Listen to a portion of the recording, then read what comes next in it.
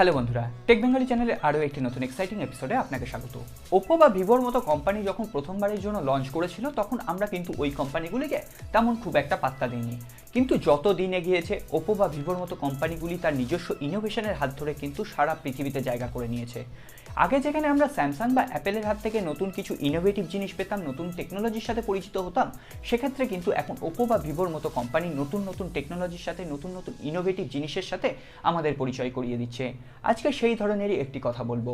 খুব তাড়াতাড়ি 20 সেপ্টেম্বর ভারতের বাজারে ভিভো লঞ্চ করতে চলেছে তাদের আরও একটি নতুন স্মার্টফোন ভিভো V17 Pro।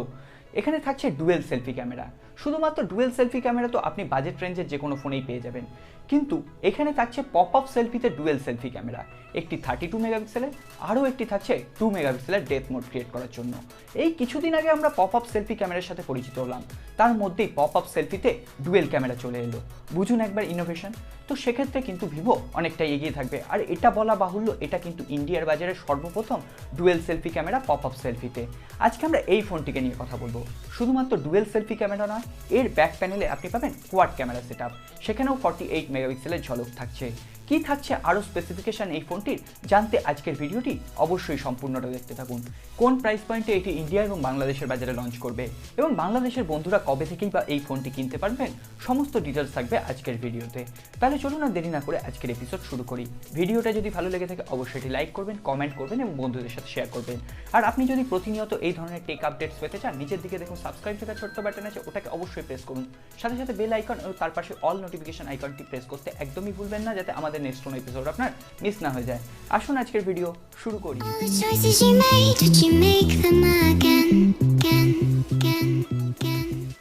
প্রথমেই একটি খুশির খবর দিয়ে শুরু করি। আমাদের চ্যানেলে কিন্তু গিভঅ্যাওয়ে চলছে এমআই বেসিক হেডফোন 3টের জন্য, এবং সেই গিভঅ্যাওয়েটিতে আপনি এখনও অংশগ্রহণ করতে পারেন। আমি আই বাটনে এবং ডেসক্রিপশন বক্সে লিঙ্ক দিলাম, আপনি গিয়ে এখনই সেখানে জয়েন করুন।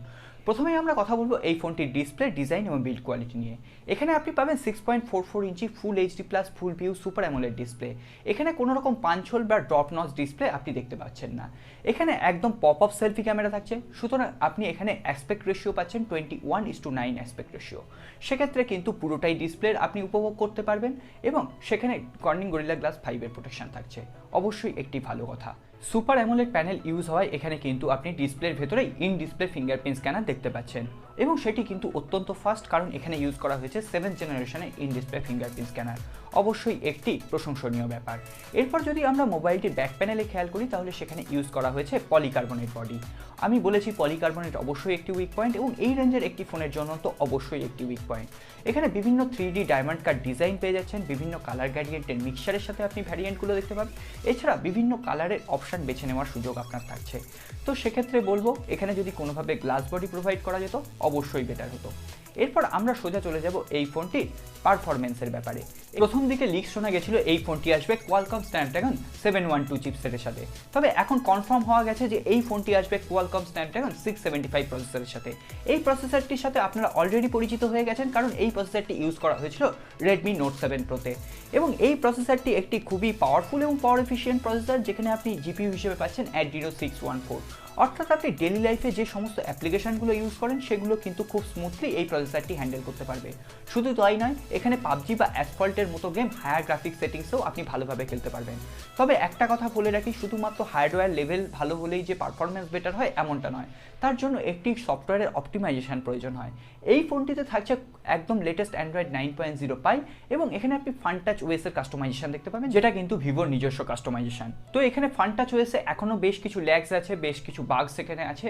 তো আশা করব ভিভো পরবর্তীকালে এটি আপডেটের মাধ্যমে শুধরে নেবে। তো এটা কিন্তু অনেকটাই আপনাদের নিজেদের উপর ডিপেন্ড করছে, কে কেমন কোন অপটিমাইজেশন পছন্দ করেন, কোন কাস্টমাইজেশন কার বেটার লাগে। তো এটা কিন্তু আপনাদেরই বেছে নিতে হবে। এরপর আমরা সোজা চলে যাব এই ফোনটির সব থেকে হাইলাইটিং পয়েন্ট, এই ফোনটির ক্যামেরা সেকশনে। প্রথমেই এর ডুয়েল সেলফি ক্যামেরা নিয়ে বলেছি, সেটা নিয়ে আর সময় নষ্ট করবো না। এখানে বলে দিয়েছি যে 32 মেগাপিক্সেলের সেলফি ক্যামেরা পাচ্ছেন, সেখানে অ্যাপারচার থাকছে f1.8, অর্থাৎ এখানে লো লাইটেও আপনি ভালো সেলফি ক্রিয়েট করতে পারবেন। আর 2 মেগাপিক্সেলের থাকছে ডেপথ মোড ক্রিয়েট করার জন্য, এবং ব্যাক প্যানেলে আপনি কোয়াড ক্যামেরা সেটআপ পেয়ে যাবেন। অর্থাৎ এখানে 4টি ক্যামেরা পেয়ে যাচ্ছেন। 48 মেগাপিক্সেলের প্রাইমারি ক্যামেরা, যেখানে সেন্সর থাকছে সনি 584 সেন্সর, এবং এখানেও অ্যাপারচার হিসেবে আপনি পাচ্ছেন f1.8, অর্থাৎ লো লাইটেও একটি ভালো পারফরমেন্স এখানে পেয়ে যাচ্ছেন। এছাড়াও ব্যাক ক্যামেরা দিয়ে আপনি 4K ভিডিও শ্যুট করতে পারছেন, থাকছে ইআইএস এবং স্লো মোশন টাইম ল্যাপসের মতো সুবিধা। এরপরের যে ক্যামেরাটি দেওয়া হয়েছে সেখানে দেওয়া হয়েছে 8 মেগাপিক্সেলের ওয়াইড অ্যাপারচার লেন্স। অর্থাৎ ওয়াইড অ্যাপারচার লেন্স বলতে আপনি যে সারাউন্ডিং যে ভিডিওগুলো সেগুলো ক্রিয়েট করতে পারবেন 120 ডিগ্রি অ্যাঙ্গেল পর্যন্ত। এরপরের যে ক্যামেরাটি থাকছে 2 মেগাপিক্সেলের মাইক্রো লেন্স। অর্থাৎ আপনি যদি খুব কাছ থেকে কোনো একটি ছবি তুলতে চান তাহলে কিন্তু এই মাইক্রো লেন্সের প্রয়োজন পড়বে, এবং 2 মেগাপিক্সেলের ডেপথ মোড ক্রিয়েট করার জন্য। তো আগেও বলেছি এখনও বলছি 2 মেগাপিক্সেলের ডেপথ মোড ক্রিয়েট করার জন্য আমার কিন্তু একেবারেই যথেষ্ট বলে মনে হয় না। অন্তত 5 মেগাপিক্সেলের ডেপথ মোড ক্রিয়েট করার জন্য যদি কোনো সেন্সর প্রোভাইড করতো সেটাই কিন্তু বেটার হতো। এরপর আমরা কথা বলবো এই ফোনটির সেন্সর নিয়ে। ফোনটিতে আপনি সমস্ত ধরনের সেন্সর অ্যাভেলেবল পেয়ে যাবেন।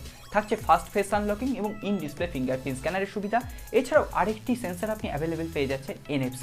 তো আপনি জানেন যে আগামী দিনে NFC কতটা প্রয়োজনীয় সেন্সর হতে চলেছে একটি মোবাইল ফোনের জন্য, এবং আসছে কিছুদিনের মধ্যেই আপনি কিন্তু বাজেট ওরিয়েন্টেড ফোনেও NFC সুবিধা পেয়ে যাবেন, আপনি মিলিয়ে নেবেন। এরপর আমরা কথা বলবো এই ফোনটির ব্যাটারি সেকশন নিয়ে। ফোনটিতে থাকছে 4100 mAh এর ব্যাটারি এবং সাথে সাথে 22.5 ওয়াটের ফাস্ট চার্জের সাপোর্ট। তো বক্সেই আপনি এই ফাস্ট চার্জার পেয়ে যাবেন, আপনার আলাদা করে ফাস্ট চার্জার কেনার দরকার নেই, যেটা শাওমির ক্ষেত্রে প্রয়োজন হয়। তো সেক্ষেত্রে অবশ্যই একটি বিগ থামস আপ ভিভোর জন্য, এবং এই ফোনটিকে আপনি 1.5 ঘন্টার মধ্যে কিন্তু ফুল চার্জ করতে পারবেন। তো সেক্ষেত্রে ব্যাটারি সেকশনেও কিন্তু এই ফোনটি বেশ স্ট্রং। ফোনটিতে থাকবে ডুয়েল 4G সার্ভিস, থাকবে নেটিভ ভিডিও কলের সুবিধা। এছাড়াও সেখানে ইউজ করা হয়েছে UFS 2.1 স্টোরেজ টাইপ। তো এক্ষেত্রে কিন্তু অবশ্যই একটি কঠিন চ্যালেঞ্জ এই বাজেটের অন্যান্য ফোনগুলির জন্য। এছাড়াও ফোনটিতে ফ্ল্যাশ প্রুফ ডিজাইনও থাকছে। অবশ্যই সমস্ত কিছু একটি ফোনেই আপনি পেয়ে যাচ্ছেন। তো এখানে একটি মাত্র উইক পয়েন্ট আমি পেয়েছি, এখানে ইউজ করা হয়েছে হাইব্রিড সিম স্লট। অর্থাৎ এখানে আপনি একটি সিম অথবা একটি micro SD card at a time use করতে পারবেন। তবে এখানে র্যাম ভ্যারিয়েন্ট হিসেবে আপনি 6GB র্যাম ভ্যারিয়েন্টের সাথে 128GB ইন্টারনাল মেমোরি এবং 8GB র্যাম ভ্যারিয়েন্টের সাথে 128GB ইন্টারনাল মেমোরি পাচ্ছেন। তো সেক্ষেত্রে এই ফোনটিতে 64GB কোনো কিন্তু ভ্যারিয়েন্ট থাকছে না। তবে আরও একটি লিক্স আসছে যে এই ফোনটিতে কোনো রকম SD কার্ড স্লট দেওয়া হবে না, কিন্তু আমার মনে হচ্ছে এখানে হাইব্রিড সিম স্লট থাকবে। তো ফোনটি লঞ্চ করার পর দেখা যাবে এই ফোনটিতে কী ধরনের স্লট আমরা পাচ্ছি। এরপর আমরা সোজা চলে যাব এই ফোনটির দামের কথায়। এই ফোনটি যে স্পেসিফিকেশান দেওয়া হয়েছে তাতে কিন্তু এই ফোনটির দাম আন্দাজ করা যায়। এই ফোনটির দাম হবে 22 থেকে 25 হাজার টাকার মধ্যে, এর 6GB র্যাম ভ্যারিয়েন্টের সাথে 128GB ইন্টারনাল মেমোরি যে ভ্যারিয়েন্টটা আছে। তো এই ভ্যারিয়েন্টটাই যখন বাংলাদেশে আসবে তখন কিন্তু ওটা 30,000 টাকার আশেপাশে দাম হয়ে যাবে, এবং বাংলাদেশের বন্ধুরা কিন্তু অক্টোবর মাসের মিডিলে এই ফোনটিকে দেখতে পাবেন, এবং সেপ্টেম্বর মাসের 20 তারিখ থেকে এটা ভারতের বাজারে লঞ্চ করবে, এবং 27 তারিখ থেকে এটা কিন্তু বিক্রি হতে শুরু করবে, এবং এটি অফলাইন এবং অনলাইন দুই মার্কেটেই কিন্তু অ্যাভেলেবেল থাকছে। তো এরপর ফোনটি লঞ্চ করুক, ফোনটির যদি কোনো উইক পয়েন্ট পাই অবশ্যই আপনাদের সাথে শেয়ার করব। তার জন্য কিন্তু অবশ্যই আপনাদের আমাদের চ্যানেলের সাথে থাকতে হবে, এবং এর জন্য যদি আপনাদের ভিডিওটি ইনফরমেটিভ মনে হয় অবশ্যই একটি লাইক করবেন, কারণ আপনার একটি লাইক আমাদের নতুন নতুন ভিডিও তৈরি করতে অনেক বেশি ইন্সপায়ার করে। আর বলবো আপনি যদি এখনও গিভঅ্যাওয়েতে অংশগ্রহণ না করে থাকেন, ডেসক্রিপশন বক্সের লিঙ্ক আছে, আই বাটনের লিঙ্ক আছে, অবশ্যই গিয়ে গিভঅ্যাওয়েতে অংশগ্রহণ করুন। যদি আপনাদের হাতে কিছুটা তুলে দিতে পারি অবশ্যই আমাদের ভালো লাগবে। আর যদি আপনি এখনও সাবস্ক্রাইব না করে থাকেন, নিচের দিকে দেখুন সাবস্ক্রাইব লেখা ছোট্ট বাটন আছে, ওটাকে অবশ্যই প্রেস করে দিন। সাথে সাথে বেল আইকনটিও প্রেস করতে ভুলবেন না, যাতে আমাদের নেক্সট কোনো এপিসোড আপনার মিস না হয়ে যায়। দেখা হবে আগামী পর্বে। খুব ভালো থাকবেন। নমস্কার।